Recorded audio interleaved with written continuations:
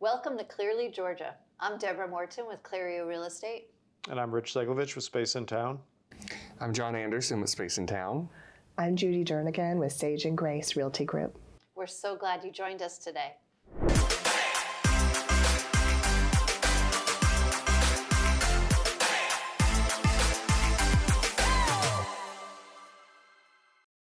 So my big thing, I love to play tennis, and I'm a member of a nonprofit tennis organization who focuses on spreading tennis to gay and lesbian, transgendered youth to make sure that it's available, because that's a big thing here in Atlanta. We have a lot of tennis that happens. But the bigger part of that, being the part of that organization, not only doing that work, is that organization actually supports and raises funds all year long for lost and found youth. And that's a very near and dear charity to my heart. One of the reasons that I volunteer for the tennis organization.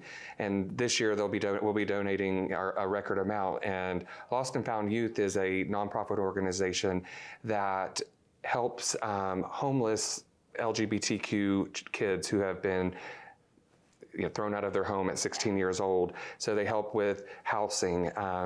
As they get older, they help with job placement. They help with finding mentors and how to teach them skills, how to balance a checkbook, just basic things that they don't have to be able to become productive members of society.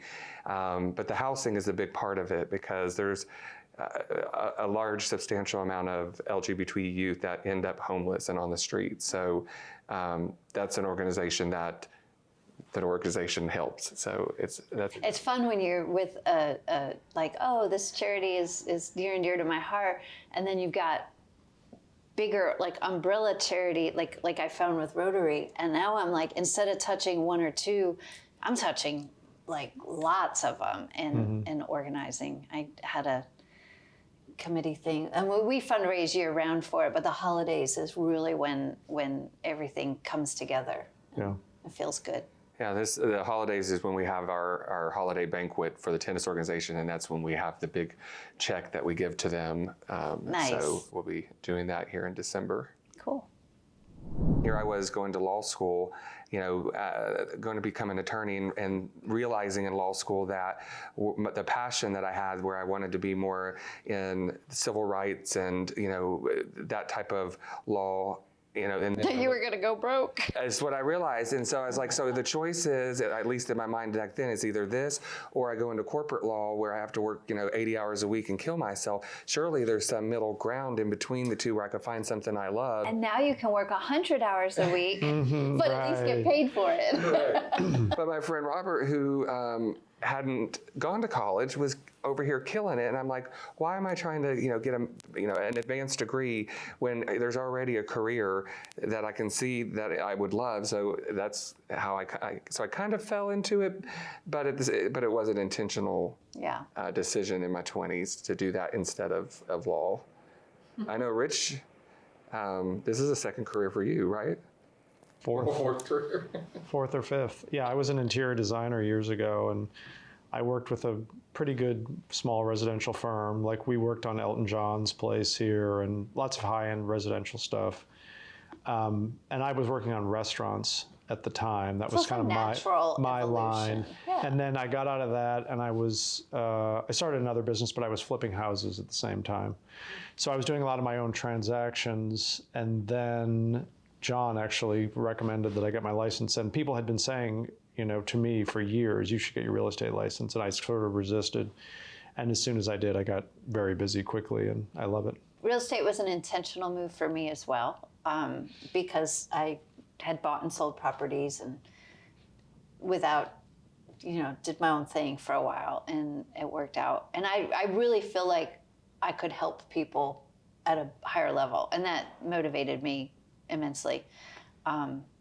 Plus, I'm pretty much unemployable. Is really what it comes down to. I can't work for anyone.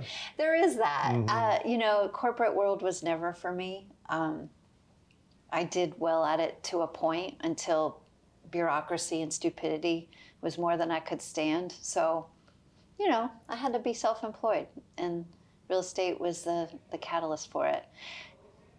And it's been a blessing. Huge. You knew as soon as you started, you were good. Right. Yeah. exactly. Like some of us are wired to help people and are smart enough to read the contracts and understand human nature and pull it all together. So I feel like all 5 careers prior to this made me ready for this moment Yeah, I where agree. Yeah, it's always interesting, especially when I talk to people who that wasn't their first choice or they didn't start young.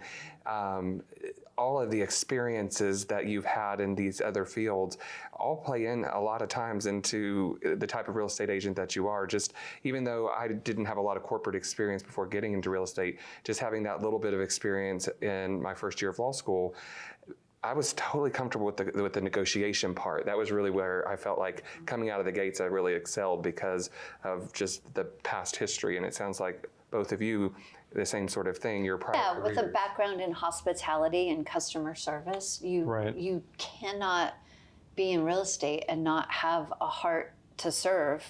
Or I mean, you can, but you won't be good at it. Right. But a hospitality background is good. But Judy has just an amazing agent whose background is teaching. You know, like we're pulling people into real estate who have just enormous skills. I think I know there are a lot of professions with transferable skills that make sense. So I had a background for 20 years in broadcasting and marketing, and so I got into real estate thinking, well, that's an easy transition. I love the staging and marketing and photography and helping people get their homes ready to list and sell, and I do love all of that. Come to find out, I like helping people buying homes too, because it's just so gratifying. But people who have had a previous career where they establish that a work ethic and know that a job is a job, you do still have to, with real estate, while we have a flexible schedule, and that's something that draws a lot of people to our industry, is that they think that they can set their own schedule, which you can, but it also, you still do have to work a lot of hours. And I think people who have had previous careers and understand that to have a good income, you do have to put in the work. Discipline. Are the ones that are going to do well. Flexible schedule.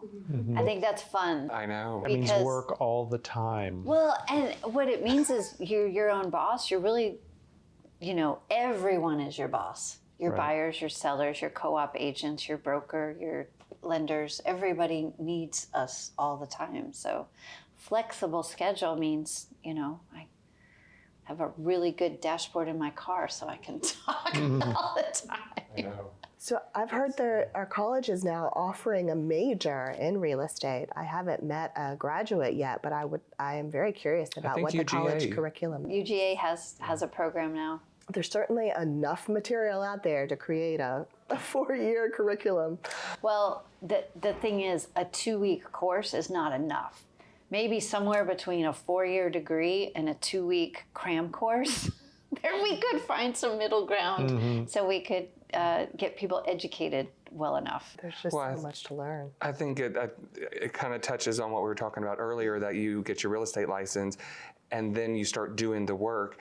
And if you really think about it in some ways, it does take 3 or 4 years before you're really a lot of times good at what you do and really understand everything that goes into it. So it's almost like, even though you don't have, you may not have gone to a 4-year degree college, you still did a 4-year degree. And is it number of years or number of transactions? You have to be in it and do enough transactions to see the variety, because every day is different. So I don't know if it's like you need 4 years or do you need 100 transactions Yeah. to It seems like get it to takes the about that point amount of where, time. I mean, I Because love seeing the trend right now. A lot of people are forming teams, as are we, forming groups of like-minded individuals, and it's a really great opportunity for people who maybe are younger, be it newly licensed, whether they've had a previous career or not, especially if they haven't, to have a supportive environment where they can be mentored and have the opportunity to keep learning, because there is so much to learn with every transaction. I mean, that's always been my advice to friends that are getting into real estate, because when I started in real estate, the first thing I did is I joined a team. I was with that team for 6 months. And then a friend of mine, the friend that I was talking about earlier that got into real estate, asked me to come work on his team. So what I had promised myself is I would be on a team for at least 1 year before I did anything, and whether I'd stay on a team or not. And it was, it's a fast forward thing where I learned so much on that team. And then after that year, I was ready to start looking at forming my own team based on just the stuff that I had learned and where I had gotten to in my career. So I think joining a team, especially when you're a brand new agent, is going to just help you get there that much quicker, because otherwise you're reinventing the wheel. You can come learn from my mistakes. I mean, I've been doing this for 20 years. And the collaborative environment. So it's like one new agent can only do so many transactions, but when you're in an environment where everybody's doing, you're hearing, you're picking up, we're talking collaboratively about what works, what doesn't, what would you do? Because it's not black and white. So being in an environment where the newer agents are hearing the experienced agents talk about how they're navigating the real estate market is a big deal. And that level of mentorship, I did 2 years on a fantastic top team when I got into real estate. And I was already an adult professional. I had owned businesses. I knew how to operate in the business world, but what I needed was to learn how to operate in a real estate world. And being on a team did that for me. Mm-hmm. Yeah. Yeah. And you got the benefit of working with John right away. Right. And look how that worked out. Yes. I did a happy dance in the office the other day because one of our newer agents, I've been working, a younger agent who basically came out of college and doesn't have a lot of work or professional life experience. So we've been working hard on scripts, what to say, how to have a conversation that is intelligent and well-spoken and speaks to the buyer and seller's needs, not what he wants to say. He wants to sell a house. Right. That's not the conversation to have. So we have been working and working and working on this. And he sat on the phone and had the most glorious conversation with a seller, a prospective seller, older couple, been in their house 30 years. Mm. They were lost, they were stuck, and it warmed my heart to hear how well he did just having a two-way conversation. He wasn't selling them anything. He was asking pointed questions that helped them understand and to find out what he needed to know. You know, because you've trained people. When it all comes together, he hung up the phone with a listing appointment for a couple weeks from now. And I was like, yeah, you did it. And he was so embarrassed, but I was so excited because the light bulb went off and he made a friend and got their trust. So it was good. It's definitely rewarding to see somebody that you've been helping, especially have that first closing. It's definitely rewarding. And he's going to be able in turn to help them. Okay, this is funny. So gets off the phone. Yay, you did it. Okay, now you need to send a thank you card. And he was like, okay. And he pulls out his phone like he's going to text. I was like, no. My God. And I mean, I was like, here's a thank you card. And he's like, write it? So it's a lost art. Yeah. Like these little nuances are lost. So I stepped him through, thank you for taking the time, and we get the thank you card. And he had never addressed an envelope before. Oh my God. If you're in your early 20s, you haven't. He didn't know how to address an envelope, where to put a stamp, or he said, do I go to the UPS store? Oh my God. Because they get things from Amazon every day, but don't send anything. Oh my gosh. You never needed to mail a letter. Right. And I mean. And who checks the mail anymore? Yeah. When was the last time you wrote a letter? And what's that circular thing on the wall with the two black arms? Yeah, exactly. Isn't that funny? It was amazing. Hilarious. Yeah. And yes, I was brutal about it, but whatever. You got to be toughen up, thick skin in real estate. To be kind. Thanks so much for joining us. follow along, like and subscribe on YouTube, or follow along on your favorite podcast, wherever you listen. And we look forward to joining you next time.